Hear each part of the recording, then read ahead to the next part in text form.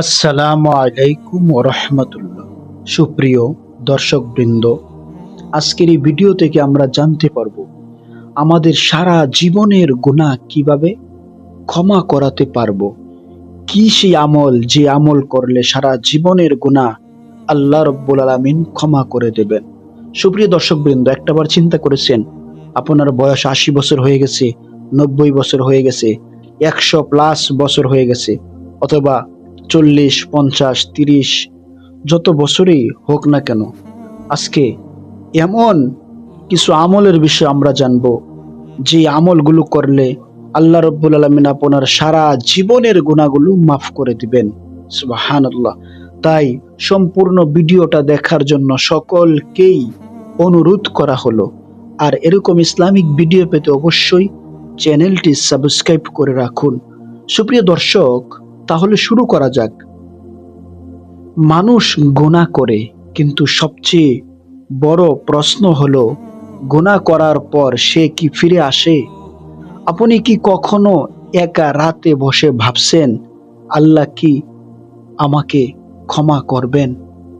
আপনার চোখে পানি এসেছে, কিন্তু মুখে বলতে পারেননি, হে আল্লাহ, আমি ভুল করেছি।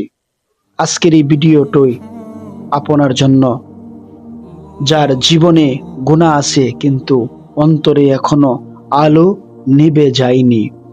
সুপ্রিয় দর্শকবৃন্দ, আমরা সবাই গুনাহগার, কেউ প্রকাশ্যে, কেউ লুকিয়ে, কেউ নামাজ ছেড়েছে, কেউ হারাম সম্পর্কে জড়িয়ে গেছে, কেউ মানুষের হক নষ্ট করেছে। কিন্তু আপনি কি জানেন সবচেয়ে ভয়ঙ্কর কি? গুনাহ না, গুনাহকে স্বাভাবিক মনে করা। আল্লাহ বলেন, তোমরা যত গুনাহই করো আমার রহমত থেকে নিরাশ হইও না। সুপ্রিয় দর্শক, ভাবুন তো, একজন মানুষ সারা জীবন গুনাহ করেছে, তারপর একদিন সত্যি করে কাঁদলো। আল্লাহ বলেন, আমি তাকে ক্ষমা করে দেই। সুবহানাল্লাহ। আপনি যত দূরেই যান, আল্লাহর কাছে ফেরার রাস্তা কখনো বন্ধ হয় না। সুপ্রিয় দর্শক, তাওবার সঠিক নিয়ম কি আসলে?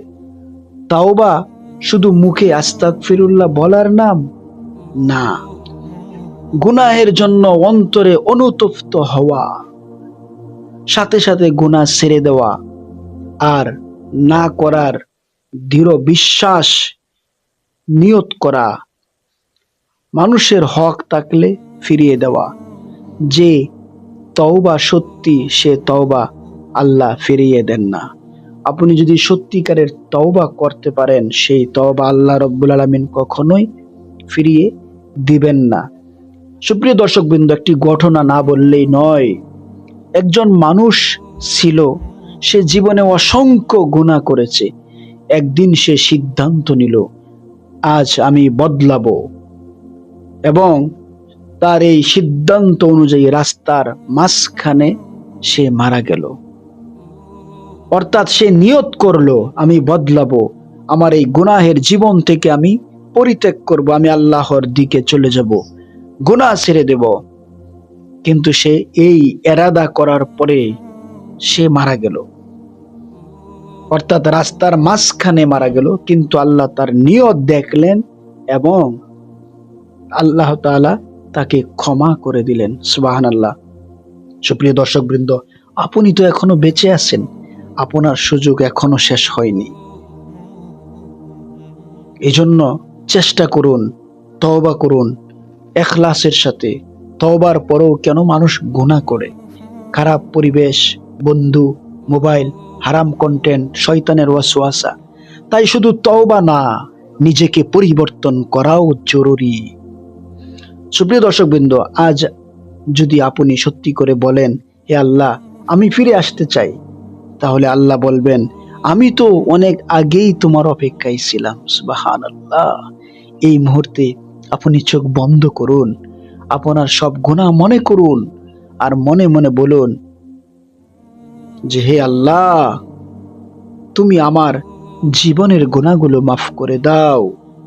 আমি যে গুনাহগুলো করে ফেলেছি, শয়তানের ওয়াসওয়াসায় পড়ে, বন্ধু বান্ধবের ধোঁকায় পড়ে, এবং নফসের খায়েশাতের মধ্যে পড়ে নিজের উপরে যেই জুলুম অত্যাচার করে ফেলেছি, আল্লাহ সকল কিছু থেকে আপনার কাছে আমি মাপ চাই, আপনি আমাকে মাফ করে দেন।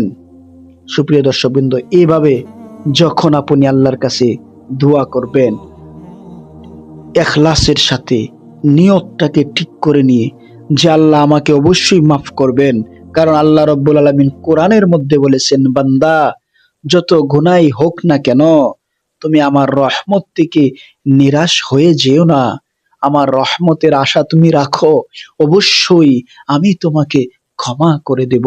এরকম বিশ্বাস, আত্মবিশ্বাস নিয়ে যখন আপনি তওবা করবেন এবং মনে মনে এটাও বলবেন যে আল্লাহ, এই গুনাহগুলো আমি আর করব না, এই গুনাহগুলো আপনি আমাকে দিয়ে আর করায়েন না, আপনার রহমতের দরজা থেকে আমাকে আর বের করে দিয়েন না, আমি তো পাপী, আমি পাপ করে ফেলেছি, শয়তানের ধোঁকায় পড়ে করেছি, নিজের নফসের খায়েশাতের ধোঁকায় পড়ে করেছি, নিজের উপরে জুলুম করে ফেলেছি। আয় আল্লাহ, আমি সকল কিছু থেকে আপনার কাছে মাফ চাই, পানা চাই, আপনি আমাকে ক্ষমা করে দিন।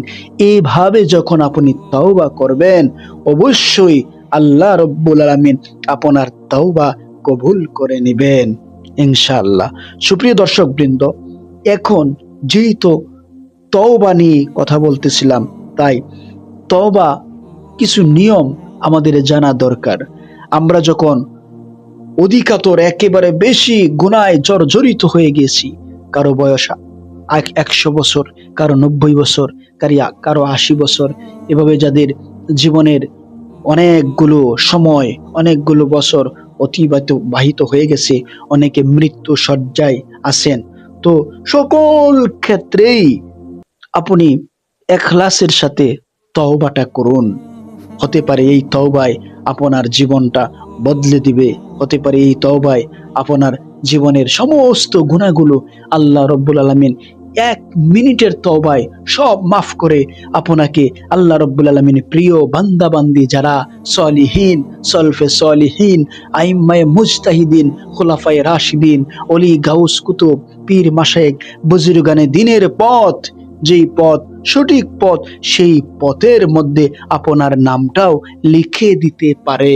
তাই অবশ্যই ইখলাসের সাথে আমরা তওবা করব। তওবা করার আগে অবশ্যই আমরা পাক পবিত্র হয়ে নেব, ওযু করে নেব অথবা গোসল করে একদম পাক পবিত্র হয়ে ফ্রেশ মন নিয়ে আল্লাহর সামনে বসে যাব এবং আমরা সকলেই সূরা ফাতিহা একবার পড়ব এবং সূরা ইখলাস 3 বার পড়ব এবং দরুদ শরীফ পড়ব এবং ইস্তেগফার পড়ব। যে ইস্তেগফারটি আমি বলতেছি, এই ইস্তেগফারটি সবাই ইনশাআল্লাহ পড়ার চেষ্টা করব। যদি কেউ না পারেন তাহলে আমার সাথে সকলেই পড়ুন। এটা হলো সাইয়্যিদুল ইস্তেগফার। এটার পাওয়া যায়, এটার বর্ণনাতে পাওয়া যায়, যদি কোনো ব্যক্তি এটা পড়ে আর যদি সে ব্যক্তি মারা যায় তাহলে সে জান্নাতি। সুবহানাল্লাহ। আমরা সকলেই তো সূরা ফাতিহা পারি, সূরা ইখলাস পারি এবং আরো যে আদারওয়াইজ যে দরুদ শরীফ আছে এগুলো তো আমরা সকলেই পারি। তো সাইয়্যিদুল ইস্তেগফার অনেকেই পারি না, তাই আমি সাইয়্যিদুল ইস্তেগফারটি পড়তেছি, সকলেই আমার সাথে পড়ুন। হতে পারে আল্লাহ রাব্বুল আলামিন এই সাইয়্যিদুল ইস্তেগফারের বদলতেও আল্লাহ রাব্বুল আলামিন আমাদের জীবনের সকল গুনাহগুলো মাফ করে আমাদেরকে জান্নাতি খাতায় আল্লাহ রাব্বুল আলামিন আমাদের নামটা লিখে দিতে পারেন। তাই সকলেই পড়বেন।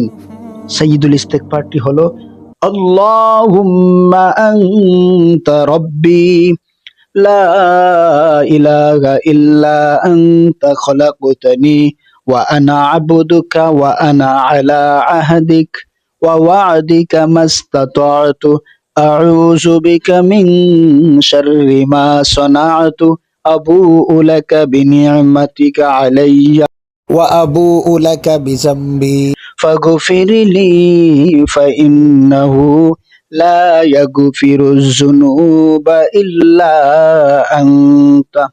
সুপ্রিয় দর্শকবৃন্দ, অবশ্যই আমরা ইখলাসের সাথে তওবা করব। যদি ইখলাসের সাথে তওবা করতে পারি তাহলে আল্লাহ রাব্বুল আলামিন অবশ্যই আমাদের তওবা কবুল করবেন এবং আমাদের জীবনের সমস্ত গুনাহগুলো মাফ করে দিবেন। আল্লাহ রাব্বুল আলামিন যেন আমাদের তওবা কবুল করে নেয়, আমিন। সকলেই ভালো থাকবেন, সুস্থ থাকবেন, আবারও দেখা হবে পরবর্তী কোনো ভিডিওতে। আসসালামু আলাইকুম ওয়া রাহমাতুল্লাহি ওয়া বারাকাতুহু।